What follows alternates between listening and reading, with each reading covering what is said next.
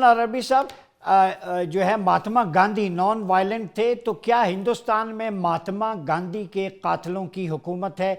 चूँकि वो आरएसएस का गुंडा था सरवाकर, आपको याद होगा कि अब वो लेगेसी प्रमोट कर रहे हैं, और आरएसएस के गुंडे न सिर्फ फौज में, पुलिस में, इदारों में, अब वक्फ बोर्ड में भी जो मुसलमानों का है उसमें भी अपॉइंट हो रहे हैं। तो कैसे देखते हैं इस सारी सिचुएशन को? बहुत शुक्रिया डॉक्टर साहब। डॉक्टर साहब, भारतीय एक मुसन्निफा हैं राना अय्यूब। इन्होंने जनवरी 2022 में एक बड़ा खूबसूरत आर्टिकल लिखा था वॉशिंगटन पोस्ट में।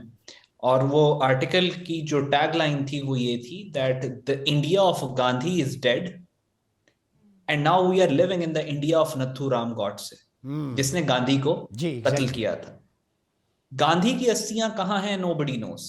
नथुराम गॉडसे की अस्थियां अभी भी उन्होंने संभाल के रखी हुई हैं, और उसके ऊपर जो है नथुराम गॉडसे का पोता जो है इस वक्त उसके पास है। और वो ये कहते हैं कि जब हम पाकिस्तान पे कब्जा करेंगे तो सिंध रिवर में ये अस्थियां जाके बहाएंगे।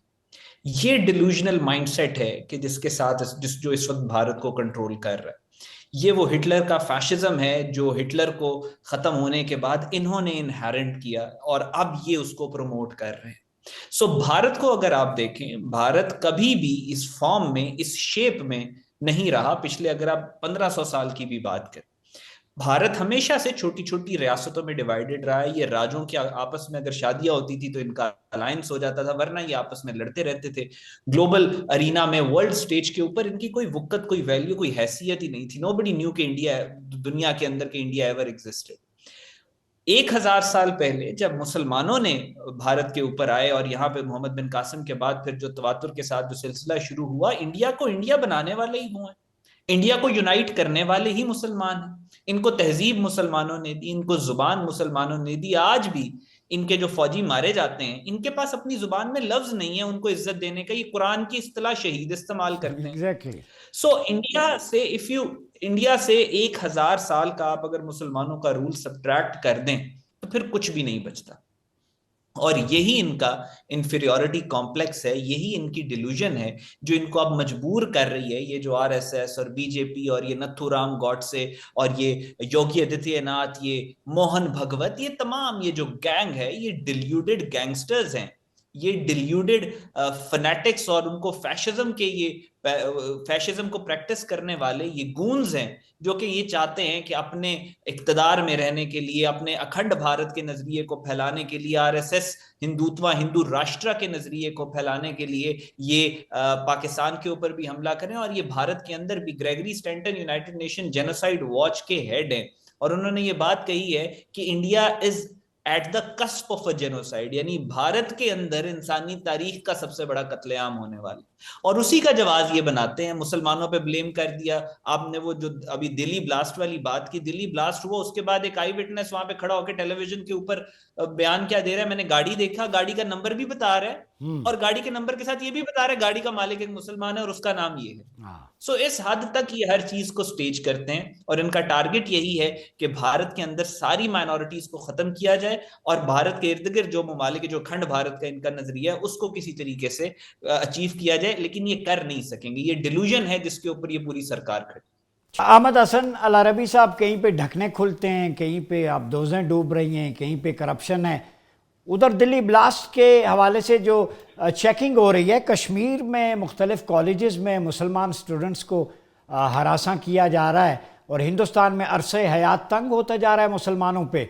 जो वहाँ से ख़बरें आ रही हैं, जो सीन्स हैं, ख़वातीन हैं, स्टूडेंट्स हैं, और इवन बम्बई दिल्ली में जो मुसलमानों को इन्होंने एक कोटे के तहत लाया था, अब यूनिवर्सिटीज़ में उनका दाखिला बंद है। तो क्या कहते हैं इस सारी सिचुएशन पे आप?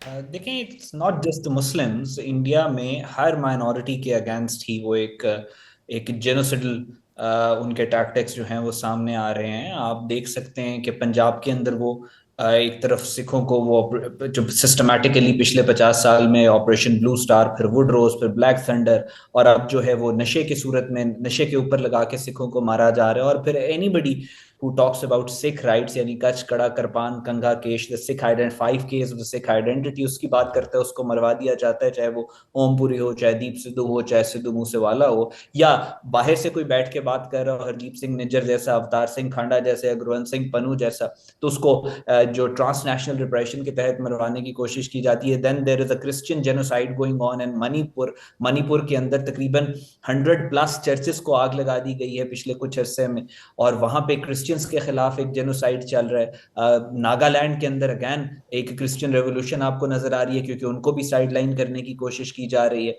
फिर उसके बाद इनकी जो cutting edge of the Indian army, the Sikh and the Gorkha regiments, इन दोनों के खिलाफ प्रोसिक्यूशन हो रही है, तो वो इंडियन आर्मी को गोरखास भी छोड़ने की बात कर रहे हैं और सिख्स भी छोड़ने की बात कर रहे हैं।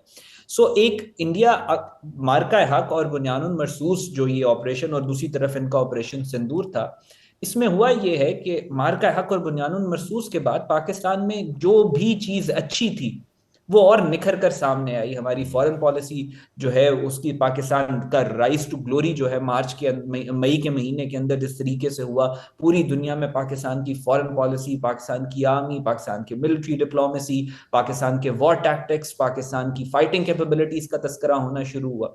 और दूसरी तरफ सिंदूर था। सिंदूर के बाद every crack in the Indian society, every weakness that they have been hiding for the past 70 years, वो खुल के सामने आ गई।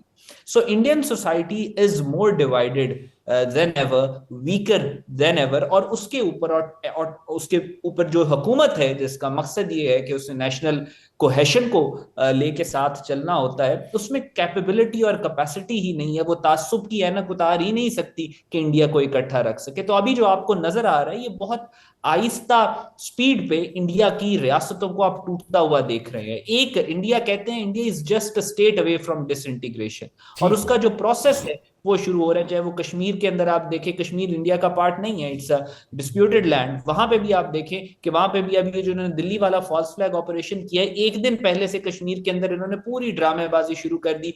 वहां के जो फ्रीडम फाइटर्स हैं उनके घरों के ऊपर छापे मारना शुरू कर दिए, उनकी फैमिलीज को, पूरे के पूरे गांव को पकड़ना शुरू कर दिया, ताकि एक फिजा क्रिएट कर सके कि कुछ होने वाला है। सो अभी ये कॉशियस चल रहे हैं, क्योंकि इन्होंने इंटरनेशनल कम्युनिटी को एक ढकोसला और एक फसाड बेचना है इन्वेस्टिगेशन का। तो ये कह रहे हैं कि जी हम इन्वेस्टिगेशन कर रहे हैं, वरना अपने जहन में ये पूरी तैयारी करके बैठे हुए हैं, they are going to go for a miss adventure against Pakistan. ये हमने किताब लिखी थी जो the war that changed everything, अगस्त के अंदर वो पब्लिश हुई थी। तो हमने उस किताब के अंदर ही लिखा था कि नवंबर और दिसंबर के जो मंथ्स हैं, जो इंडियन पॉलिटिशियंस की स्टेटमेंट्स हैं, जो ट्रूप्स ऑन ग्राउंड इनकी मूवमेंट है, इट इज हाईली लाइकली कि इन दोनों महीनों के अंदर ही कोई मिस एडवेंचर करेंगे पाकिस्तान के